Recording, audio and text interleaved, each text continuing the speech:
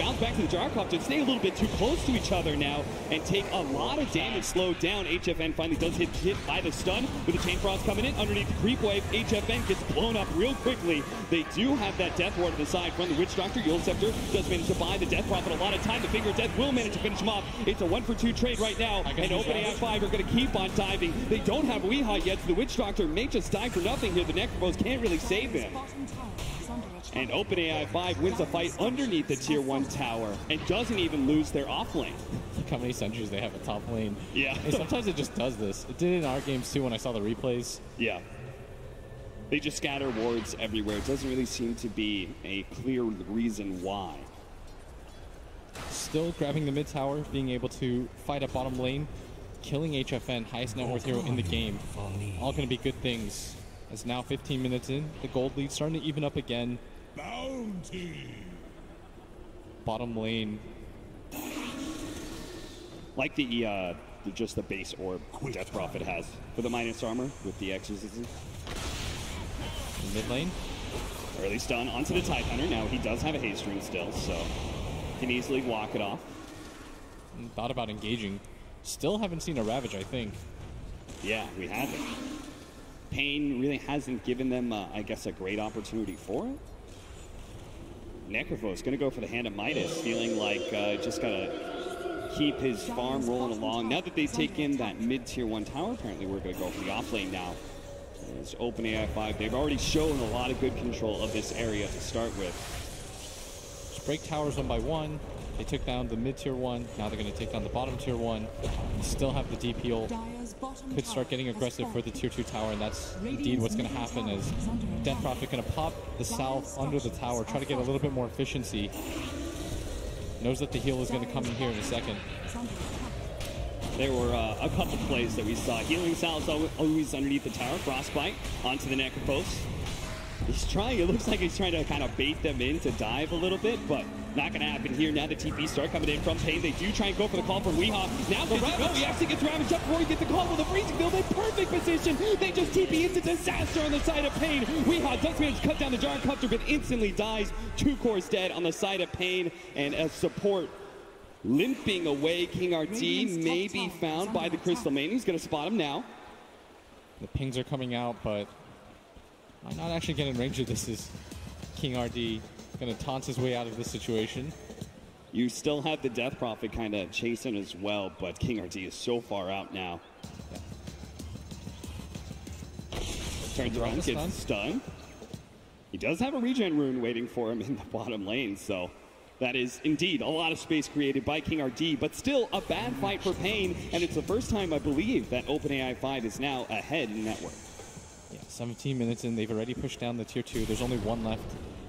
I saw a lot of people say, why don't, when we played it, they just said, why don't they just split push? Because it's not easy. They put so much pressure, they exert force into your tier 2, even with no spells up. They represent strength when there's none. It's just a scary game to play overall. It's not a normal type of Dota game that you anticipate, and that's why I feel like it always wins these initial first games.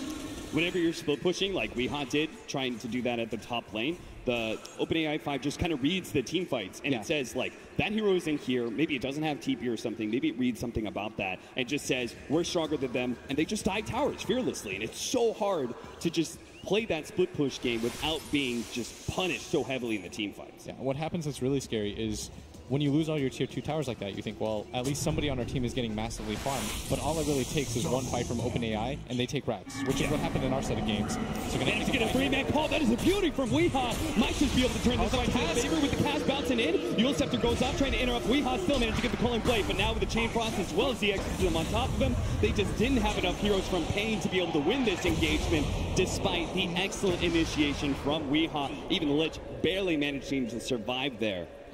King RD almost went down for that too. Last place. Pain. Duster. I love it. Duster with a little bit of self-awareness and humor.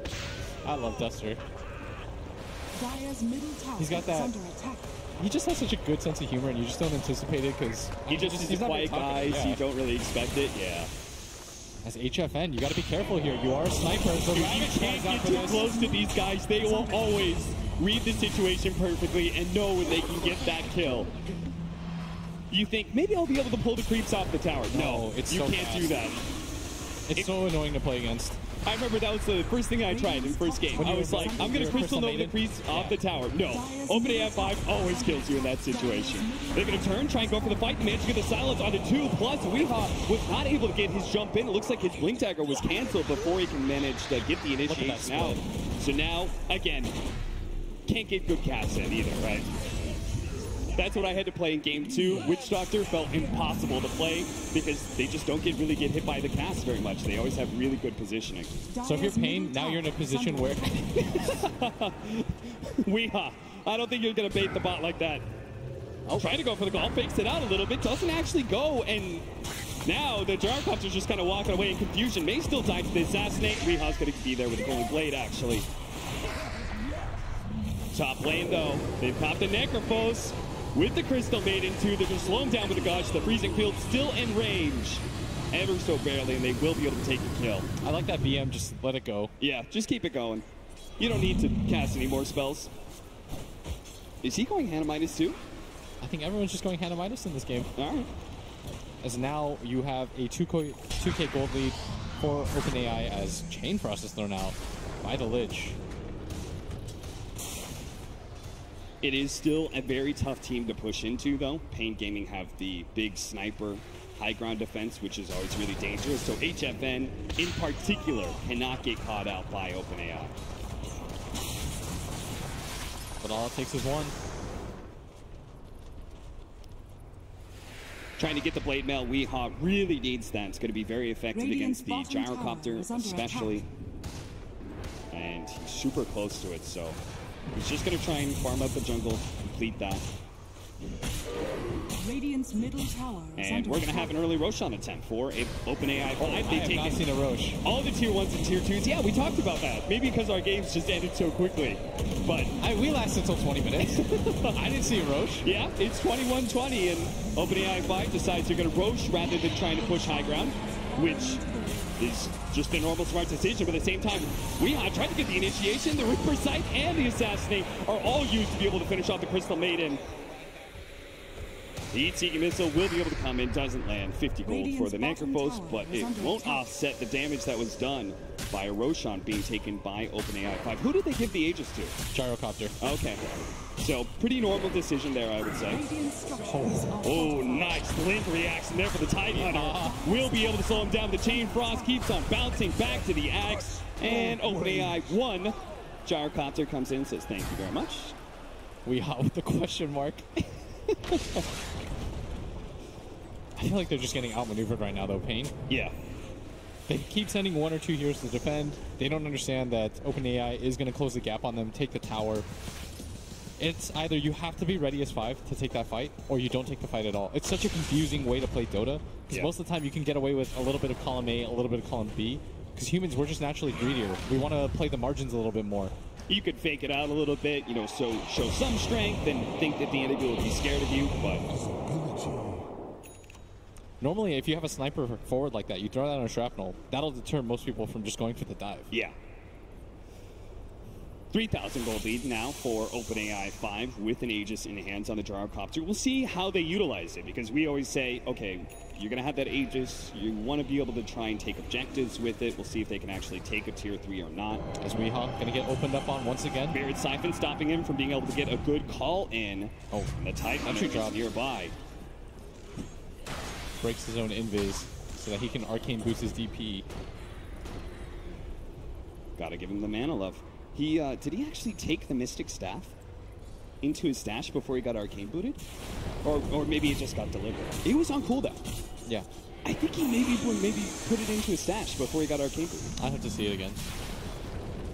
Maybe we'll have a replay of something. Managed to get the call onto the list. Glimmer King does go down, but he just has to keep on right-clicking him. The Finger Death comes in as well. They just blow everything to be able to kill a support, and every single time, OpenAI will just get the trade-off. They're going to be able to take out Weehaw. HFN will manage to TP away, though. I feel like if HFN dies there, the game just ends. Yeah. They're going to go high ground. But this resets things a little bit. Weehaw just has to buy time for his team. I don't even think that's that bad of a death. You have to use this time to push out the lanes, wait out the Aegis. You can't team fight right now. Did our Crystal Maiden, by the way, go for the Hand of Midas? I haven't seen him in a while. Yes. Did? Okay. Tavo did not. He went for the 4-staff. Still has Hand of Midas queued up, though. Any other interesting items that really stand out to you? I feel like you need a pipe on the side of Pain. Yeah. They're going to go for the smoke. Aggressive play here. Crystal Maiden has TP back. And they might just have the numbers here. We're going to run into the Gyrocopter. Perfect. Get it fast. Pick off the Gyrocopter, and the fight should be yours. Looks like OpenAI isn't even getting close to him. They're going to leave him behind and let him die twice. So no loyalty with OpenAI 5, it seems. They're not going to go down with their Gyrocopter. Where's the alt chat? I need to see some pings. Apparently Pain only alt chats when they die. It's down 2K. 25-minute bounty runes are coming in. And not a whole lot of prioritization from either team. Pain going to back up and get theirs now. HFN, impressively enough, I mean, we always talk about how this guy is such a monster, being able to keep up the farm. He's still staying ahead of everyone, including the Death Prophet, who is right there with him at 11,000 net worth. Tide gonna run in. Instant hacks, managed to control him. They don't let him get out that Ravage, but a Glimmer came forward short. Now he managed to get the Ravage onto the 2 with the freezing field already placed onto HFN. Chain Frost comes in as well. Everything again, just to be able to finish off that Tide Hunter, and they do manage to get him. In return, though, OpenAI 5 did kill HFN and the support in Duster. That was such a nice trap by the Crystal Maiden. Comes in from the top. HFN has no idea, and they just get swarmed on with the Ravage. It seems like they always have the really good combination. He lays down the freezing field every single time someone else is about to throw down the stun. And it really just seems to maximize the damage coming out from that ultimate. Mr. Death Prophet, that Roshan cannot spawn yet. Not for some time. Not sure what he's checking out here. Maybe he's a bit confused. Just chilling. He's like, I like those Aegises you give me. Let's just keep those going. But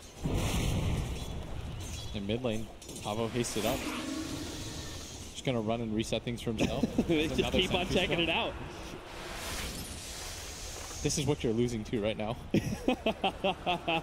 I know you guys are laughing. 3 sentries in the Roshan pit. I hope that some audience people get to play against this, because I know that we got laughed at in our games because we lost in 20 minutes. Yeah. People just spamming wards down in front of our towers. People laughing about how like double observer wards are placed in front of our base and stuff. It is a hard game. That was a long 19 minutes. OpenAI 5, though, is still only 1,000 net worth up, so Pain are certainly very much in this game. In fact, at some point in time, the Sniper's got to become kind of like the biggest carry damage dealer in this map, right? Yeah, so the first time that we played against it, when I had Conrad and a bunch of... They said they were 5K cap. Yes. But my Lich didn't know... 5K. My Lich didn't know that Frost Armor worked on towers, so... What ended up happening was I ended up picking Sniper when it was the mirror match mode, because I figured if I could just get the game to go to a certain distance, we can still win it. But the scary part is when you lose all your tier 2 towers, all it really takes is just one bad fight. I got caught out once without buyback, and we got double racks, and the game sort of just ended. So you've got to be so careful here if you're HFN at all times. Tier 2 finally does die, and that should be getting pretty close to dead even now for net worth. HFN slowed down by the Chain Frost. No other heroes really nearby. The Reaper Scythe a little bit farther down, though, with the Pulling Blade. Does manage to finish off the Death Prophet. With the Death Ward already up, the Ravage finally goes down. The Crystal Maiden's going to come in from the side with the Gyrocopter on top of the call down. Weehaw trying to TP out. Good call by him, as he might be able to make it. He actually gets stunned up first, so he's not going to be able to make it out of here alive. 2 for 4 exchange there. HFN did manage to finish off the rocket. Amano who's going to be able to get the TP away. That heat-seeking missile not going to be there in time.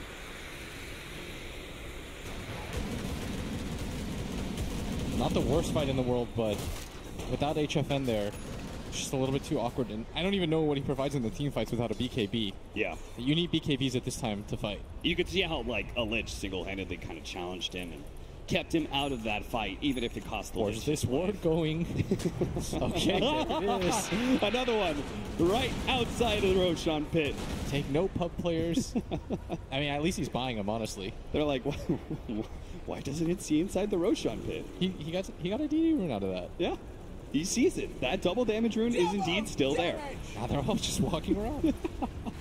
Okay. Sorry, boys. Roshan could spawn in a very short amount of time here. We're getting into the potential Roshan spawn time right now. So another hand of Midas comes out. All right. I mean, Payne, you could definitely see they're just going to play for late game. And as we kind of agreed, the sniper will be the toughest carry in this game. They've got a good Necrophos lineup as well. So. I sort of think that if it does go long enough and they do push out the lanes, and that's going to be the way that you open yourself back into the game. Yeah. Because team fights right now aren't. I think HFN realizes, like, we're not going to win these team fights, guys. There's no reason in trying to take them. And OpenAI 5 really isn't trying to put any actual effort into ending the game. Excellent blink once again from the Tidehunter. The call, it just takes too much time to cast. Fog backstage is like, I know how that one felt. If Fog couldn't get off Echo Slam, you're sure as hell not getting Berserker's call off. Ooh. Round of Atos for the Lich.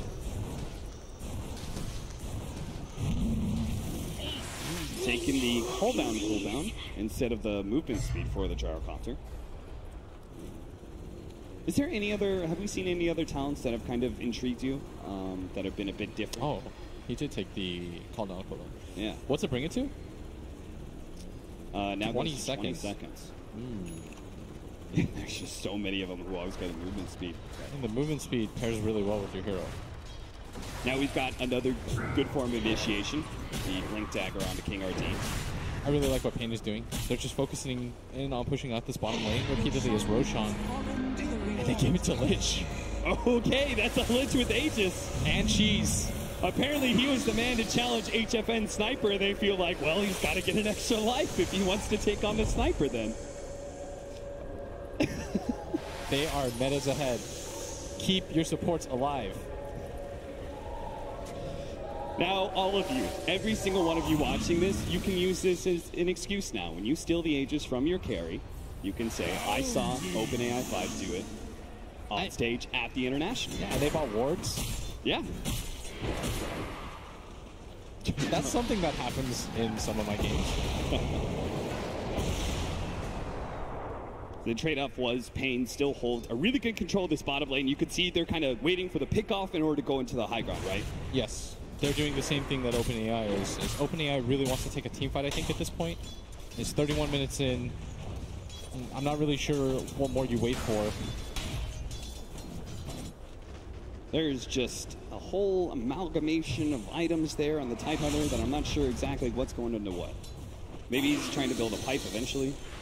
And I think Payne have figured out right now that OpenAI, they always want to deal with their waves. And this bottom lane is always going to be a nuisance to them. And just, you got to play for the win at some point, though. This HFN can blink. And he's got the Hurricanes of BKB. That is a huge upgrade for them, right? Yeah, that's the item that I said that he needed is King RD. Saying hello. I don't believe any of He's waiting to get ganked. I mean, doing it. I'll be really surprised when OpenAI 5 responds. Radiant's bottom tower is under attack. Hit by the missile, no real heavy gank incoming. Seriously, he's got a Sap of Wizardry, Ring of Health, Ring of Regen in his stash. Type War Horse now. Looks like Tide saving for buyback.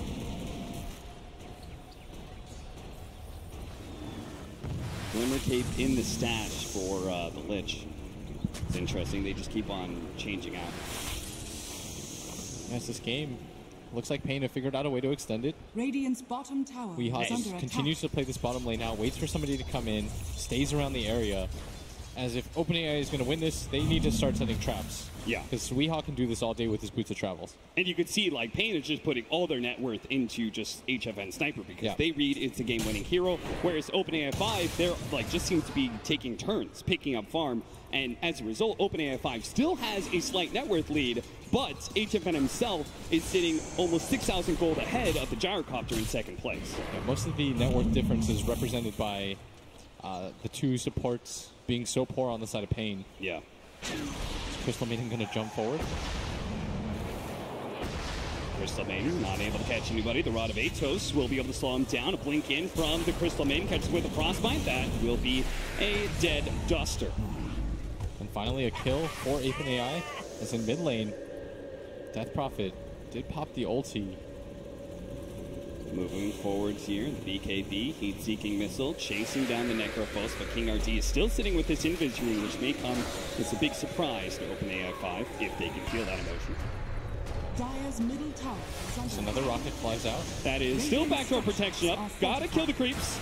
Gotta kill the creeps, boys. All right, they're just going for the Necrophos. Okay. They're just gonna solo ravage him underneath the tier 4s.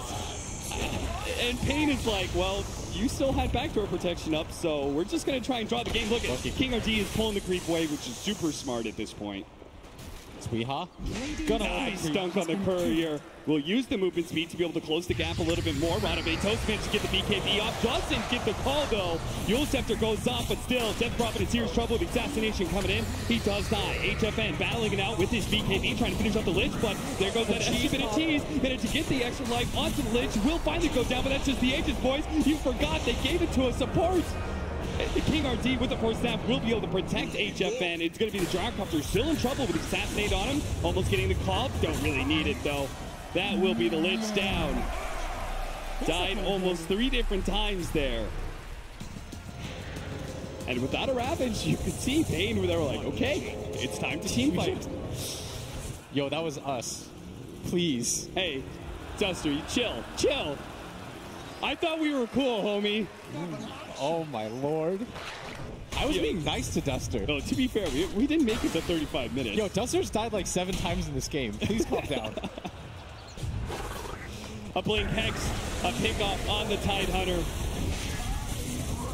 4,000 gold lead now for Pain, and looks like it is time to push into the high ground. Ooh, Pain is doing it. You certainly are. Weehaw is defending my honor. They're going to go for the high ground with the DD sniper. Hex flies in. King RD getting aggressive. Oh, the double call onto 2. They managed to catch the Gyrocopter. Look how much damage HFN is putting out. And every single one of these calls. They're going to buy back on both the Tidehunter and the Gyrocopter. And popping the Exorcism to kill some siege creeps. I'm sure Pain are very happy to see that spell on cooldown. Radiant's top tower has fallen. I mean, if OpenAI 5 just keeps on pulling these spells, Exorcism, Ravage. Pain just go for it again, don't they? Yeah, they absolutely just wait for Exorcism to come down. Ooh. You're going to have BKB up. Take another team fight. HFN. Radiant's top tower is Blinking under attack. back. Witch Doctor setting a trap here. In the side, but Crystal Main, is he actually going to run into him? Now the rest of Pain is behind HFN. They're ready to go. I'm not sure where that Crypt Swarm was going. Maybe trying to scout for Invis Heroes, which there is one in the Axe. He's not wrong about that. Weehaw does have a BKB and the Shadow Blade. A lot of pick-off potential. They're not going to make their way towards that mid lane. Okay, just get a little close, click backwards. Apparently OpenAI 5 deciding it's not a fight worth taking. And this is something that we kind of denoted. It seems like OpenAI 5 does struggle to be able to find ways. Once they're losing, they struggle to be able to find ways back into the game. We saw in that game 3, they were just running down lanes, trying to delay the inevitable. But here, it's just the lack of moves. Now we're going to have the courier picked off. Doesn't actually get it, turns it vulnerable, dancing in the trees, but can't be out microed enough. Yeah, I'm trying. Duster does a happy little dance. This is the human advantage. This is the most farm I've ever seen in Duster in this entire TI, so I'm sure he's pretty happy with it. Ooh. My joke was about to be a lot more mean, but... Weehaw! Get the call. He wants a little bit more. He wants 2, but again, the instant Yules, the instant blink. He does have the BKB, though. He can still catch his Death Prophet. And then to get the Gyrocopter as well. Activates that blade now. Already the Jar with half HP. Death Prophet moving forward, trying to hunt down HFN. That's not really going to do enough. Spirit Siphon heal. Force Staff over. Reaper Sight managed to catch the Gyrocopter. He is dead for over 2 minutes. A shot onto the Crystal Maiden. That'll be the next kill. HFN standing his ground on the high ground. This Death Prophet is just struggling to be able to do anything. That's a Ghost-Shrouded Necrophos. It's going to be a little hard to kill him with all that physical damage. Finally wears off. They do manage to get that kill. Slow down with the Gush onto HFN. Pain. They only have HFN and Weehaw. He's got a lot of farm. The Rod of Atos into you once again. Oh, Weehaw he just can't seem to get the initiation. Good Hurricane Pike usage, though, by HFN, pushing away the Death Prophet, turns and fights, knowing that he can't really get away. That is going to be 700 gold for the Death Prophet. Weehaw. What's he doing? Weehaw's going to try to do some Weehaw. He's going to make some big Weehaw plays. No. All right, so we had a buyback on the Witch Doctor. No buybacks on the OpenAI 5 side? I thought there was. Yeah, there was definitely bought back. Yeah, so it might be... I think multiple heroes on the side of OpenAI bought back. Yeah, they definitely had to. That fight was... Well, that's a Crystal Maiden buyback. As soon as he sees Weehaw. He's like, I'm after him, boys. He TPs to the shrine, tries to run him down, but the Blink Dagger is not up and won't be able to get that distance in time. Weehaw knows exactly what he just baited out. Indeed, you did space create, Weehaw. OpenAI now down 11k. Only have Radiant's I don't think they have any buybacks left. under attack. That is a lot of Ring of Regens. This Tidehunter is still not completing his Hood of Defiance. He could have it. The components are all there. Jump in. Oh, both the supports are going to be caught here. The Chain Frost is going to bounce over to Lion. Witch Doctor dies as well. 3 dead from Pain, but still a 10,000 gold advantage for Pain. But maybe OpenAI 5, they're going to be trying to get their 3rd Roshan of the game. That's a CM ult. Yeah, and they're going to try and do Roshan as fast as possible. Well, this could be... Do you think they give the refresher shard to the Tidehunter? And does the Lich get the Aegis again? No. Hoping not. Your Gyrocopter really needs it. You don't have a Gyrocopter, though, Still for dead, 20 though. seconds. They read that they can still do it. That would be some next level stuff. Bottom lane, Weehaw is just banging on a tier 3, though. They know about this Dropping Roshan? boss items. Weehaw, never change. Tier 3 down. Melee Racks now taking a lot of damage. OpenAI 5 just takes so long. King RD trying to help out OpenAI 5. They finally do finish up the Roshan. But this Melee Racks may just die. It's double Siege Wagon push. OpenAI 5, where's the TPs? They haven't blown the TPs yet. Weehaw jumps in onto the Gyrocopter. Does manage to get off the BKB, though. And will be able to fight as long as he doesn't get cold bladed here, but walks it off at the last second, baiting Weehaw deeper and deeper into the waist. Weehaw really wants to go down. Oh, Weehaw! Don't do it like that! The Melee Rax does die, though, as a result. That is space created. The Siege Wagons do their work mid lane. Assassination shot will be able to finish off the Crystal Maiden. And HFN blinks away to safety. He just keeps on trying to assassinate with the link forward. Onto the side of the Chain Frost. It's going to be a beauty. It just keeps on bouncing back and forth. HFN with the BKB pop. Nice Hurricane Pike to the low ground, but had too little HP to be able to get out. Pain. Get a little worried for them now. King RD knows the Gyrocopter does not have a BKB up. He's going to try and get as much damage onto him as possible, but it's not enough. Just going to juke around as Gyro lays down the call down for King RD. Going to find a haste rune. He did get the... No, we got the global cooldown. I was wondering where the cooldown went. I'm not sure where he put it. We're going to have to keep an eye on that, especially with the lower cooldown. Blink Hex from King RD, just taking away the mana of the Gyrocopter. Or the Lich, rather. Still 55 seconds dead. Refreshing Shard went to the Death Prophet instead of the Tidehunter. Aegis for the Tide. Cheese on him as well. And he does have the mana, or the gold, sorry, for the Pipe. He could have that right now, but maybe he wants that buyback still. Does he have buyback? Did he use it in the last team fight? He does not for another minute. So maybe he's just... Okay, that's a DP ult for some trolls.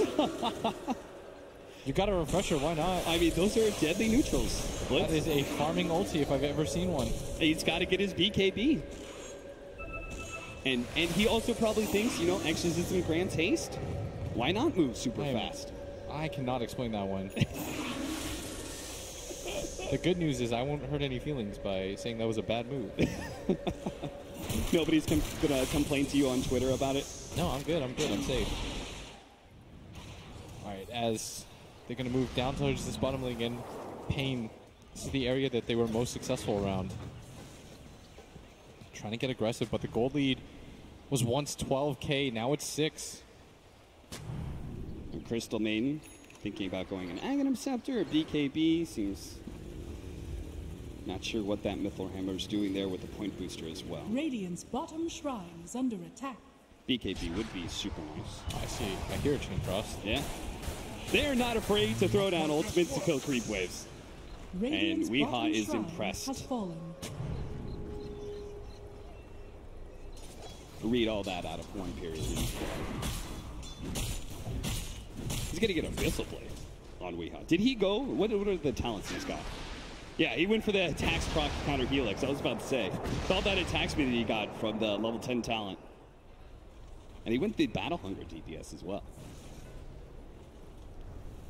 Not sure about that. This game just continues to hold serve. No team really making any sort of real moves. Weehaw just continues to deal with this bottom wave. Our Death Prophet is about to have Exorcism back up. And I can't help but wondering if he goes to neutrals, he's going to do it again. Yeah, why not? The Gyrocopter just throws Call down every single one of these creep waves. That's another Chain Frost used. There's a silence. It's going to go to the high ground. Oh, it's the Yule Scepter. They do have a ward there. It's going to be able to spot it with the help of the Gyrocopter. Spirit Siphon out. That's going to be pick off on one. Can they catch more, though? That was the refresher shard Yeah. too. For the ult that was already up. Yeah, what did he refresh? Did he blow any abilities that he needed to Rules? refresh? Silence? I guess silence. Well, there's the line down for 60 seconds. Where's that global call down? Is it top lane?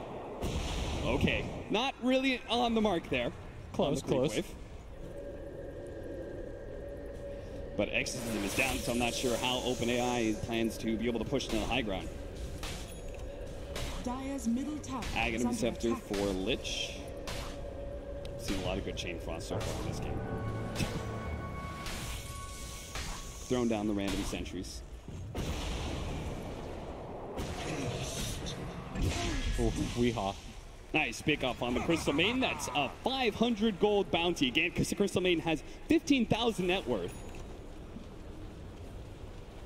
Worth a decent chunk of change here. Lich maybe up next. Weehaw just wants to keep hunting. He's going to go in with that Shadow Blade. He spots out the Death Prophet. I think he also saw the Lich earlier, so this is probably not the fight for you, Weehaw. Radiant's But the Courier turret certainly has is. been killed. HFN completes his butterfly. Invisibility. Whose buckler was that? We're going to have a smoke up from Pain Gaming. Feeling good about this next fight. They won't have, King RT. He can go for the Ravage. He only hits one. Instantly gets Ravage in return. Oh, no. Well, that's a very, very, very, very dead Lion. But OpenAI 5, they think they actually take this one. HFN's going to stand tall. The Reaper's Scythe is going to be able to hold the Death Pup there for a moment and long enough time to be able to get the kill. With Weehaw TPing into the bottom lane, managed to find the Lich kill as well. And Gyrocopter trying to get out of here is going to be cutting the creep wave as best as possible. Weehaw is on the hunt, though, with that Silver Edge. Trying to hit the call. Global call down. Who knows where that one's going to go. The BKB already out. Managed to get the blink call. There it goes. Holding him in place, and that Cullen Blade's not quite enough. The paralyzing cast might be able to stall him long enough for Weehaw to finally get. What's the juke? Oh, he's gonna juke him to the left side. The Gyrocopter gets away. He's gonna get revealed on the creep wave. He better not get too close to HFN though. There it is, the assassination. That's why you don't show yourself that low. Well, now it's gonna be more buybacks. Radiant's bottom barracks are HFN under just attack. found free gold. I'm so glad that it was Pain that got to play. They're a fun team, right? They really are. Buybacks from both the Gyrocopter and the Lich, so if Pain manages to force another good team fight, this could be over. Classic rage Radiant's buyback. top shrine is under attack. See, I would agree with that, but where's the OpenAI shit talking that we used to see? Where's the probability? Win probability. Radiant's top shrine. Oh, what I hear is the blink call. Does manage to get the Gyrocopter getting super low thanks to that blade mail. BKB TP out from Weehaw. Gives him a kissy. Justice pop. Toby, he TP'd out. You saw that one. You saw it with your very eyes. He TP'd away. He did not go invisible. So another Death Prophet ult popped just for the creep wave. They just won't stop. I mean, the Octarine core makes it a little bit more forgivable, I guess, but... Radiant's top tower is under attack. King RD just hitting a tier 3. As our boy Grant would say, that's unhealable damage right there. That is indeed. That's value. No tree in this game. You know, it's going to get real annoying, though. We do have a Lich with level 25. Yes. That's even worse than a tree. Pain. Dealing with all 3 lanes at once. The gyro is still dead for 60 seconds. Okay, so our matches and everything that we've heard about, most of the matches against the OpenAI 5 does not last this long. Yes. We are approaching the 50-minute marker. Radiant's top tower is under As attack. Pain Gaming are going to go for the high ground. BKB instant Yules goes up, but they do try and follow that up. The Ravage goes down, hits on so many heroes, managing to hit on 3 or 4. The Lion's already dead. The Chain Frost bounce over the Witch Doctor as well. Reaper's side, but the activation there from the Death Prophet keeps him alive from all that damage. Tidehunter being focused by HFN might be able to get him the assassination instant cheese to be able to keep himself alive. Witch Doctor, gotta be careful here. Tier 3 is about to fall. HFN wants to be able to commit to that one again. Weehaw tried to make the blink initiation onto the Death Prophet too fast for the ult shifter every single time. The Tier 3's dead. Gyrocopter's up in 8-second time. It would behoove OpenAI to chill out and wait till they have that damage dealer, but it will mean they lose the melee racks. TV's coming in, managed to get the call onto the Tidehunter on the right-hand side, but the rest side, they do have Pain, who's just full on retreating. Weehaw still managed to get the kill, though, just in time. The Frostbite, as well as the Silence, going to be a bit too late. Weehaw's going to be run down by the Exorcism. Now Necrophos, Tavo's a little bit too far forward. He's going to be caught by the Frostbite, but he's not really too scared. He's just creating space for HFN, who's always sitting on that high ground. OpenAI 5 trying to deal with creeps at the same time as they're pushing into tier 4s. Weehaw did buy back for this. Pain, they want to end this game now. And they might be able to do it too. That global call down again. Seems like once he got the global part, we've not seen a call down. In an actual team fight, Weehaw does manage to get the BKB initiation onto the Gyrocopter, the Blade Veil, bringing him low. He has to go back to the fountain now. HFN's really trying to get the kill with a 4-step forward. He does manage to get it, even if it costs him his life. He does have a buyback with a paralyzing cast. That is going to control the 2 of them. Great hit by Duster. That'll lock things down. OpenAI 5 are down with 4. It's only going to be the last man standing, OpenAI 5, who decide that his teammates are not good enough, so he's going to feed down mid. Radiant's middle tower is under attack. Oh, yes. Give it to him. Surround him. Let him die to the Megas. Radiant's middle tower has fallen.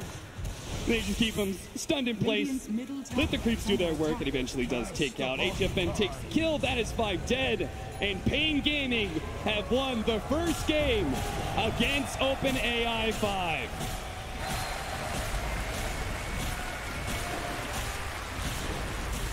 Pretty impressive stuff on both sides, I would say, Blitz. Yeah, at least for the mid-game, things got a little bit dicey.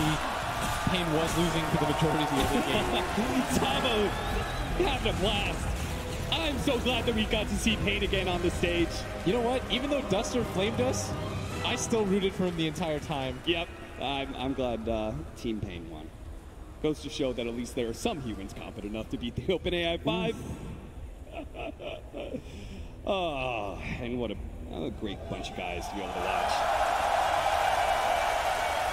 And they got to have a win on the main stage. Oh, that's nice. Blitz, is there anything that stood out for you from the OpenAI 5 that maybe it did a little bit differently than it did previously? Felt like it was less aggressive at pushing on towers. Yeah. Than it previously was. And also, we were so used to seeing it go for tri-lanes. Being able to adapt to a 2-1-2 meta, I thought was pretty interesting. I thought it did a much better job with the courier usage, like the way that it changed it. Yeah. They were still pretty competent with it.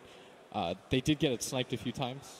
Yeah, being able to adapt to, especially a hero like Axe, who's invisible, who could just one-shot it, feels like the courier died a lot in those situations. But overall, I think the OpenAI 5 what was interesting to me is that it didn't run down lanes as much once he was losing. It felt like it was a little bit more confident in being able to kind of slow down the game, even if it wasn't to its benefit. It wasn't trying to, like, as we would say, like, play to win, take certain risks to be able to achieve some sort of win. But at least it didn't run down lanes constantly like the Slark did. Yeah, absolutely. All right, well, that's it for OpenAI 5 versus Pain. We're, of course, going to see more of that. But first, we're going to go to the analyst desk. More matches tomorrow. Thank you very much, gentlemen. And there we have it. The first game against OpenAI 5 wraps up with Pain Gaming taking the victory. And to talk about that match and also just OpenAI in general, we have Fogged, who's also had some experience with OpenAI 5, and also two members from OpenAI, Jakub and Sherman. Welcome to the desk. It's great to have you guys here. What were your initial thoughts watching that game and seeing how far OpenAI has come so far? It was exciting. You know, ever since we had the benchmark, people have been talking about the difference in playstyle between human players and 5. And to us, the fact that you can even talk about that difference is just amazing. So we are here on stage. The 5 just played an exciting game of actual Dota against Pain Gaming, one of the world's best teams. And this really is much further than we knew this technology could go when we started it. Oh, okay, right on. Yeah, it's come a long way. We were talking about it before the match started, right? Well, last year was just 1v1, and now it's already a pretty established 5v5. I mean, Sherman, what were your thoughts watching that game? Obviously, quite exciting, a lot of back and forth. Eventually, Pain Gaming took the win, but were you happy to see how the match played out? Absolutely. I am super excited about the fact that we've seen like a lot of back and forth, about the fact that like our bots showed off some of the interesting plays, that they actually put up a fight, and you know, it's not like we will stop making the bot better from here on. So, did you guys have any expectations for this match? Did you think that it was like a % chance that you guys would win versus some of the pro teams, or? We had no idea. Absolutely. This is the first time this version of the bot has played against the teams as good as Pain Gaming, and we really didn't know what would happen. And how long was it? How long did it actually train on this one? Because we know the changes came through where before they had the 5 invulnerable couriers, and then now they only have the 1. So how long have they actually been practicing with that one? So they actually started practicing with single courier this Saturday. Wow, okay. So quite a short time, but obviously much more to come, like you guys have said. So what's the future? Obviously 2 more matches here at the International, but what's kind of the big goal for OpenAI 5 moving forward? Right, so obviously we'll continue working on the bot. We want to make it better. We'll keep adding features, possibly integrate more heroes. But after all, we are AI research lab, and our primary motivation is to create this sandbox for understanding artificial intelligent agents. And we're just so grateful to the Dota community to Valve for continuously making the game better, and to the pro gamers for just spending tens of thousands of hours just mastering the game so that we can compare against the best that humanity has to offer. And we really think exciting things will come out of this. Yeah, well, thank you so much for obviously OpenAI 5 and giving us this opportunity to watch some games like this as well, and thank you for taking the time to talk to us. We'll continue to watch some more games with OpenAI 5 as the International continues on. But for now, we must move on with the bracket. We'll be moving in to the upper bracket as we've narrowed it down to 4 teams up there, and Casey had a chance to talk to one of the teams playing next, which is LGD.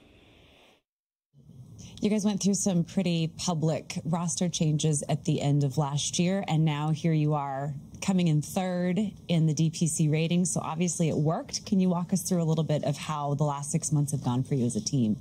就我们之前一段时间，那个天气打完就保持天气阵容，然后打了半年，换了一个就是 FI 过来 ，FI 换老十一，然后就成绩不是很理想。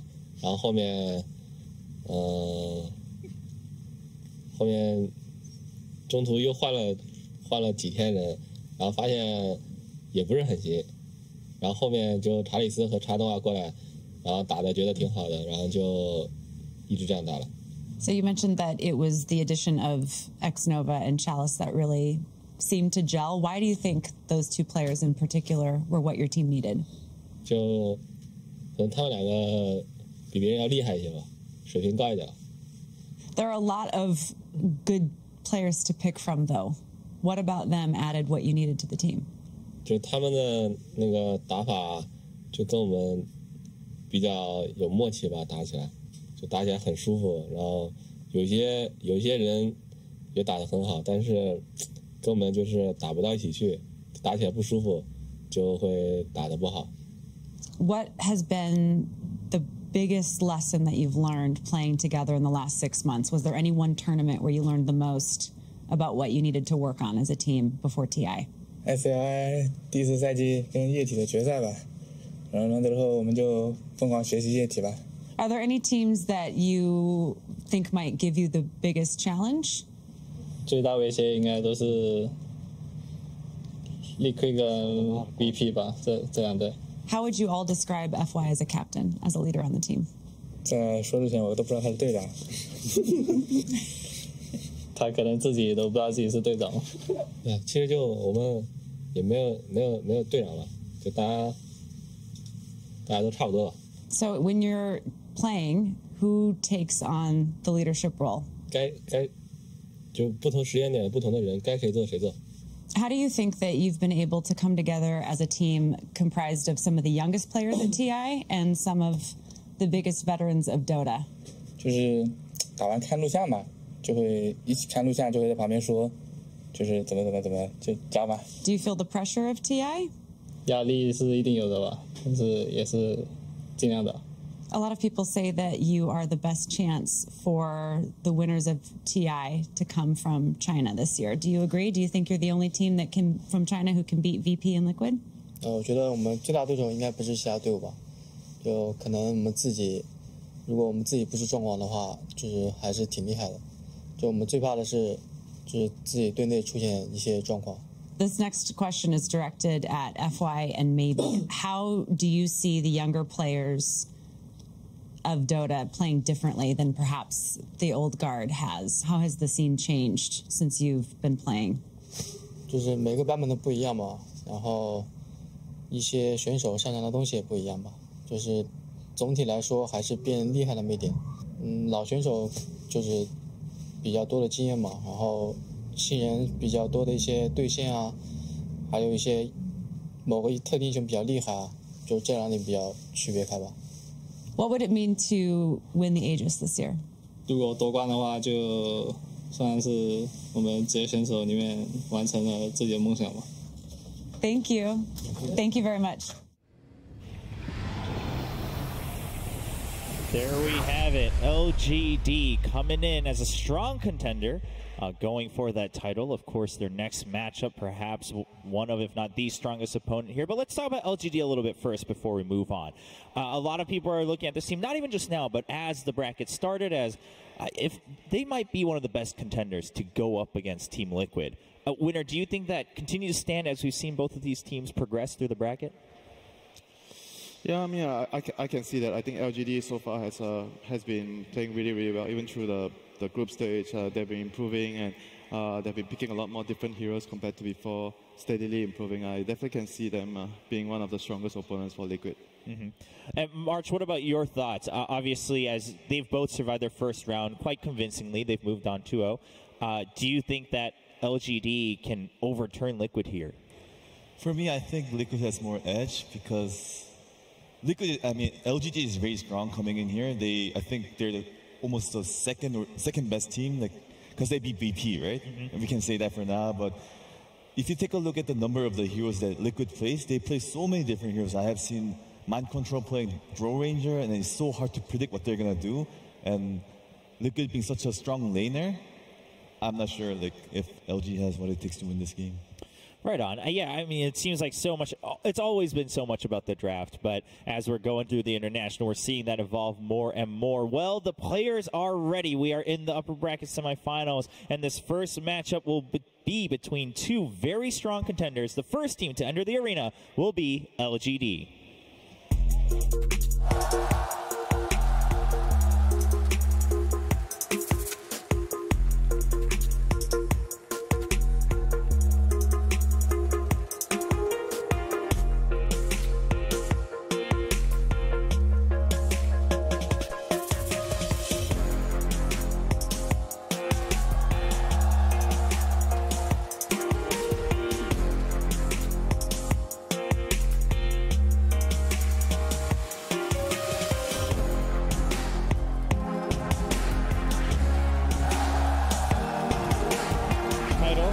For a title here at the International, going up against the reigning champions of the International in this next matchup. If there's anyone that's going to challenge Team Liquid, it might be LGD, and we're about to find out in this best of three as they go up against the reigning champions, Team Liquid.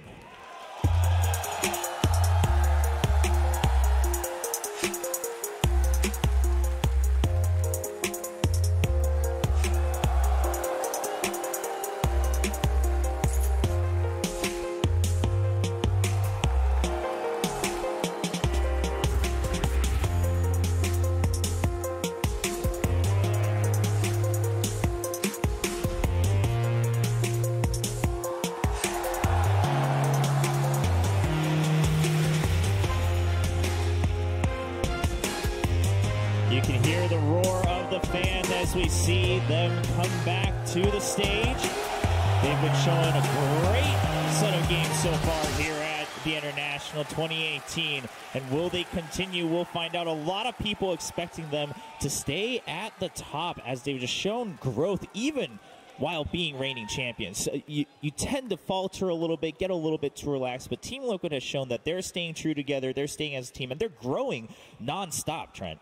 Yeah, and they kept their stride throughout most of the year. Maybe not on top of the DPC. Obviously, Virtus Pro took that title, but they finished strong at the Super Major, which is probably the best time to start peaking, right, leading into TI. And they still have a lot of their signature styles and traits. They have these very obnoxious heroes that are extremely difficult to deal with that can always come out in that very last phase, and that's something that all of these strong teams have. And I think something that LGD have also been trying to work into their drafts, too. I mean, these guys are crazy. Right after TI last year, I went home to Malaysia. I had Mind Control added on Steam. I went home, I went online, and I saw him playing Dota right after TI, after he went home.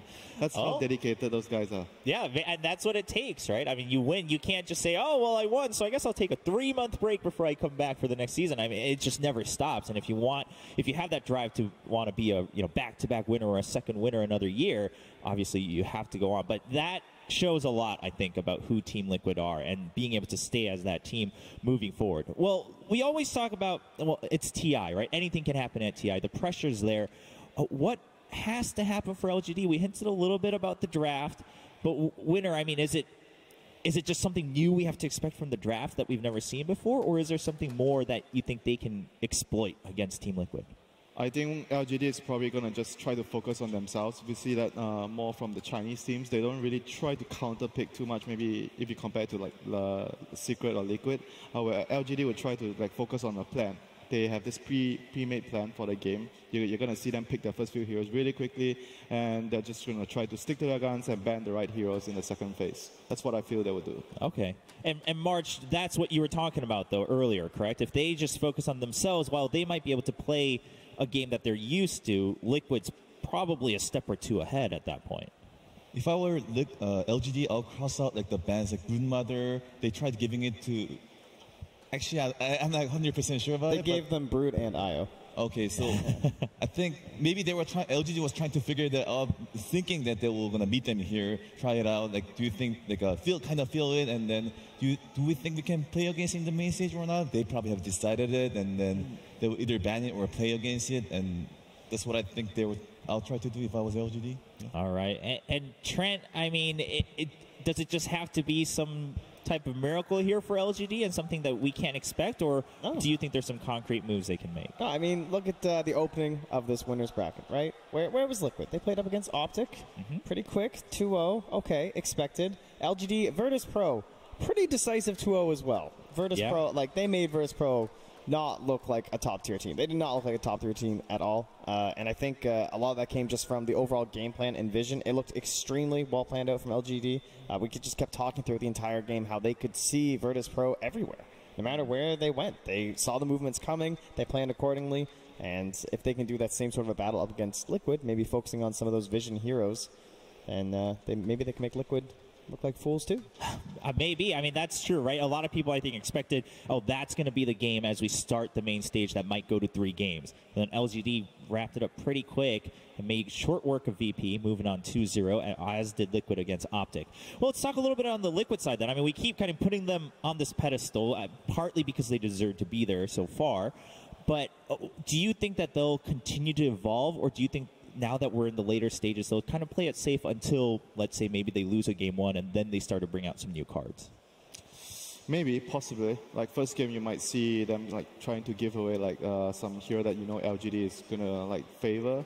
I could see Liquid definitely doing that, because if you actually give them their best hero, the hero that they want, and they lose in the first game, the next game is probably going to be really, really easy on the mental side for you. So I could see that happening. One game, if it doesn't work, then the second game we'll probably see it not happening. Like, they'll just ban the hero that they think initially they could give it away to LGD. And what makes, I mean, what is it about Liquid, right, that makes everyone, whether it's experts or even fans, tend to say, oh, they seem to be on a different level, right? They're a whole different team. They're the best team across 2 years. I mean, that's somewhat statistic-based, but what is it about them specifically? For me, I think it's the personal skill. If you take a look at their ranks before coming here, I don't think they're like top 1, 3, 4, 5 now, but coming into this TI, like, they were all ranked 1, 3, 4, 5, and you have a really good mastermind like Kuroki, and then they're like really versatile. Anyone can play any hero. Like, if you think about the role ranger that I mentioned, you assume that it's going to be either Matumbaman or Matumbaman or Miracle playing it, but they're often just takes it and plays it, and then he played really good in the game as well. Yeah. Going back to what Peter said in his interview, like, that's what you want as a drafter. He wants 4 really talented players around him. That's what Liquid are around Kuroki. Everyone can play any lane, play majority of the heroes, or almost every hero they can play, and it's free for Kuro to just draft and decide, this game, what do we want? It's very easy for him to make a plan for the game. Okay, so perhaps just that natural composition of players. I mean, does that mean whichever team beats Liquid now has the new formula and how to come up with a roster? What do you think, Trey? Knock them off their high horse. There you go. I mean, it's been some time, right? And like you said, sure, they had a little bit of an up and down as they moved on through the year, but they finished strong, which means they started strong because they're coming off of that win off of TI7, and then they continue to do a little well. They falter a little bit, and they finish real strong at the Super Major, and now they're here, and they don't look any weaker going into TI8. When I think about teams and like personalities and play styles, like maybe you can identify certain parts of a team and you're like, oh, they're very good at split pushing, or oh, this team, like, I think of like Newbie, like, man, these guys, they always control the Roche pit. That was like their play style for like half a year.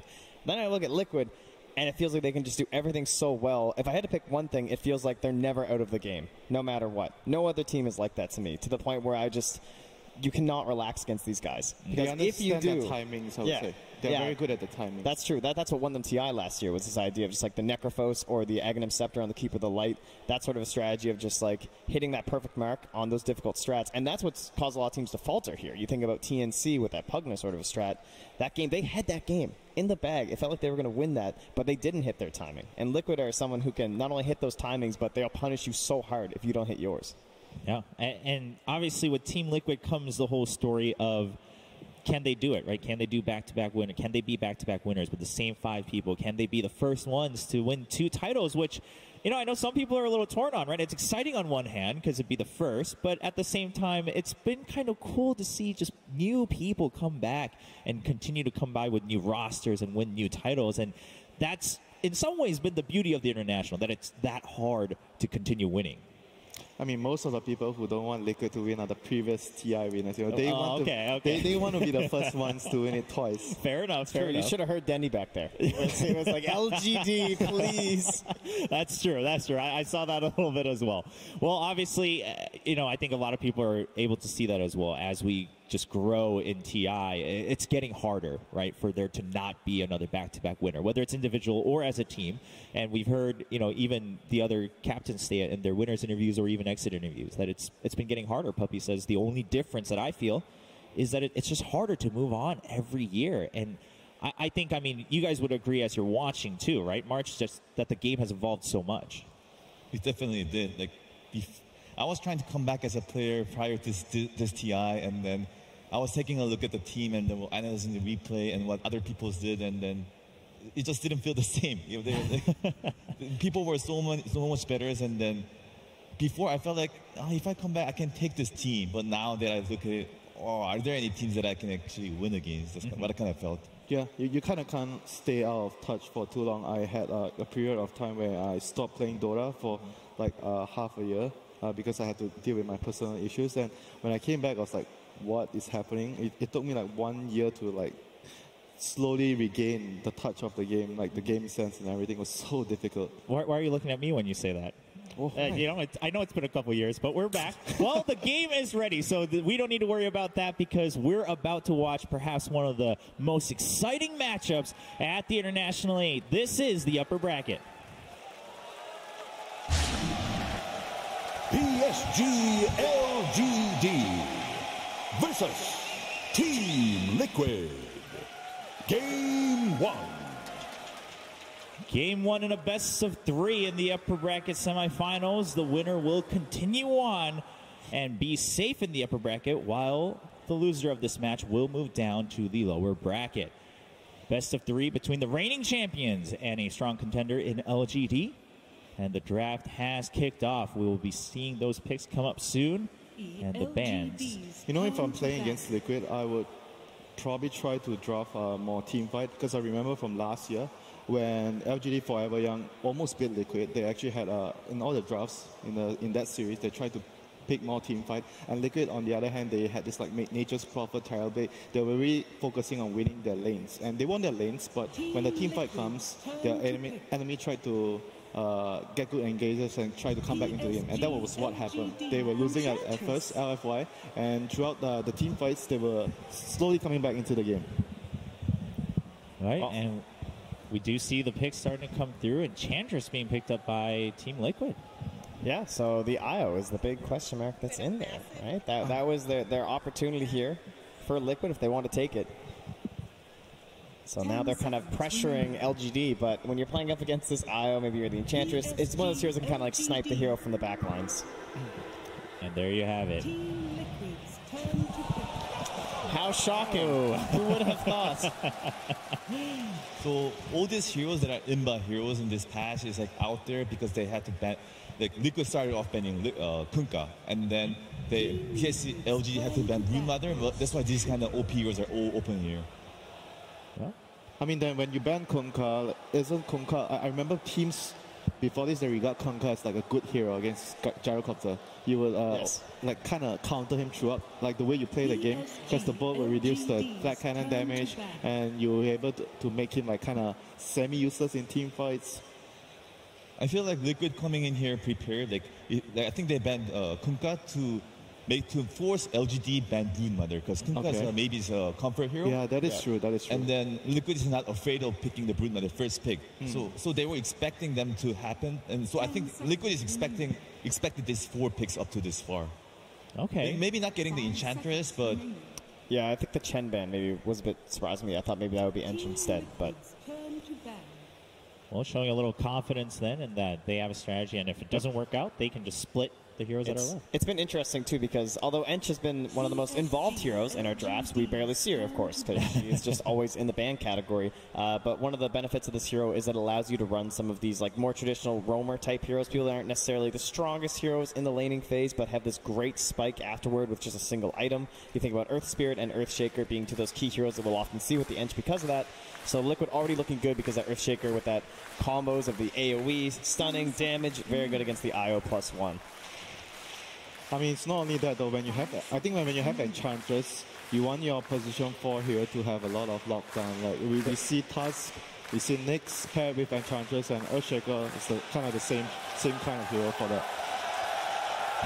Even the players getting in on a little bit. GH Earthshaker, everyone loves it. So LGD with the Morphling ban in the second phase against the Gyrocopter. That's something we see teams do as well, picking the Morphling against that, so you get the flag cannon. Yeah, it means they could also take the Undying possibly for themselves too, as he's left in the pool and they have the Gyro. But the Mirana's still there for Liquid too. And it feels like Undying just hasn't been showing up today on the main stage. Yeah, after such a good day yesterday. That is true. We saw a lot in the first 2 days. But this is one of the most paired duos in all of Dota. It's Io similar and Bane. to Undying. It's like the lane bully, but it gives you lockdown because you have the sleep and the Fiend's Grip.